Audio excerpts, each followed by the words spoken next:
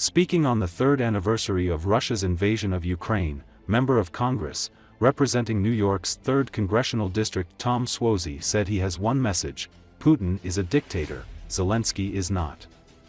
He said that it was Putin who invaded Ukraine and that the US cannot afford to appease or reward him for his criminal actions. Putin's Russia invaded Ukraine, resulting in the kidnapping, murder, and rape of hundreds of thousands of innocent people in this senseless war. Rewarding Putin and Russia would be both a betrayal of humanity and a green light for more aggression, he added. Tom Suozzi recalled that Zelensky was chosen by 73% of citizens in democratic elections. Moreover, it was Putin who ordered his army to attack Ukraine, and not the other way around. According to the senator, Putin will not stop if he gives in.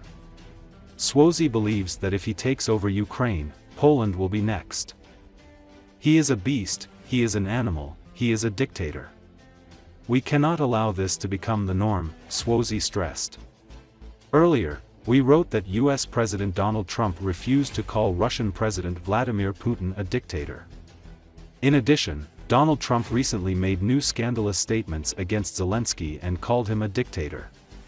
Several prominent US senators and other Republicans have expressed disagreement with recent comments by President Donald Trump, also a Republican, about Ukrainian President Volodymyr Zelensky. Republican senators have expressed concerns that the Trump administration's policies could strengthen the hand of Russian President Vladimir Putin. Many lawmakers say they view Ukraine as a victim of Russian aggression and do not support so-called appeasement. Thank you, Marcy, and like you, I'm very proud to stand with all these members as well. It's really amazing to listen to all of you, and thank you so much for standing up like this, including Joe Wilson, who had to leave. And we have to encourage more Republicans to stand up like this and do exactly what John Larson said and show a profile and courage. I've got a very simple message. It shouldn't be necessary, but we have to be very clear. Putin is a dictator. Zelensky is not.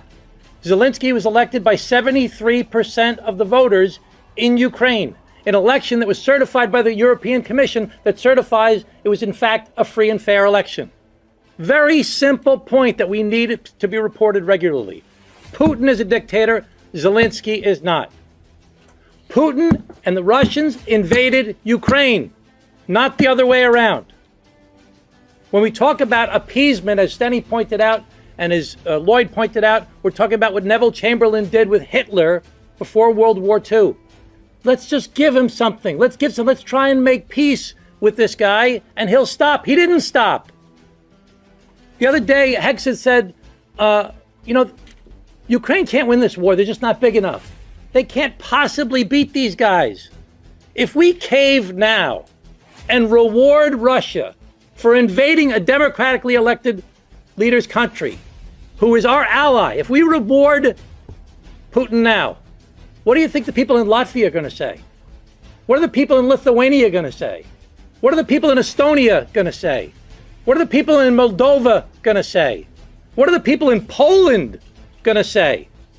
When I went to Ukraine last April and visited with the commander of the Polish military and saw the map of that area, topographical map that showed the mountains that ringed the area. If he goes through Ukraine, he's going straight into Poland.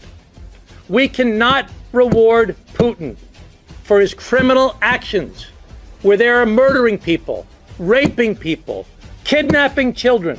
There are tens of thousands of children that have been abducted from Ukraine and brought into Russia. Why?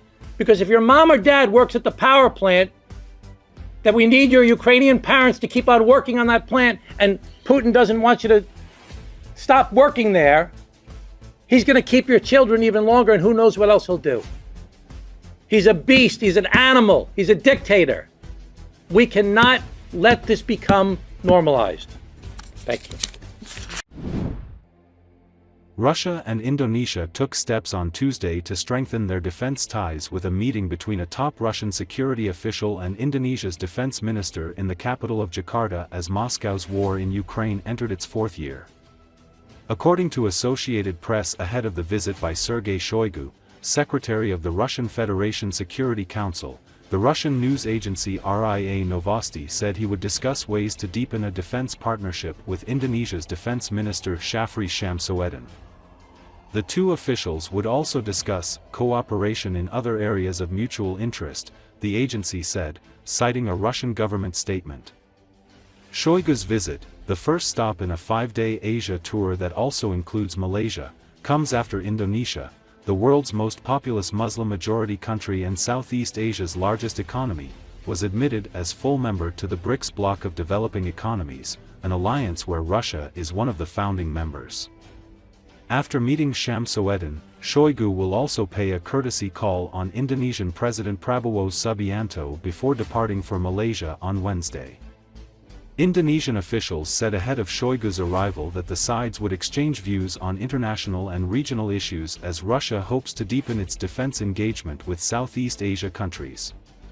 Subianto, who has made strengthening Indonesia's military a priority, wants to buy submarines, frigates, and fighter jets, and step up defense cooperation with other countries. Last August, as the country's president-elect, he met Russian President Vladimir Putin at the Kremlin. Indonesia has sought to maintain a neutral position since Russia's full-scale invasion of Ukraine on February 24, 2022. Subianto's predecessor, Joko Widodo, was the first Asian leader who visited both Moscow and Kiev in July 2022, hoping to push for a ceasefire.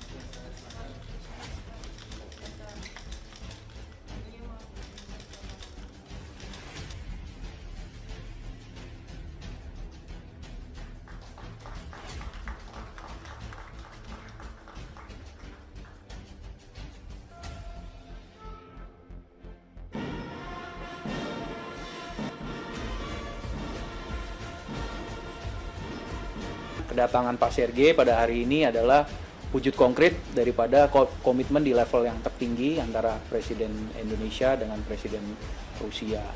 Nah, kedepannya dari Rusia dan Indonesia tentunya berharap kerjasama pertahanan ini bisa lebih dikonkretkan lagi, kerjasama militer dan bahkan sampai tadi bukan hanya satuan, tapi people-to-people contact, dan tujuannya adalah untuk mewujudkan stabilitas dan perdamaian dunia.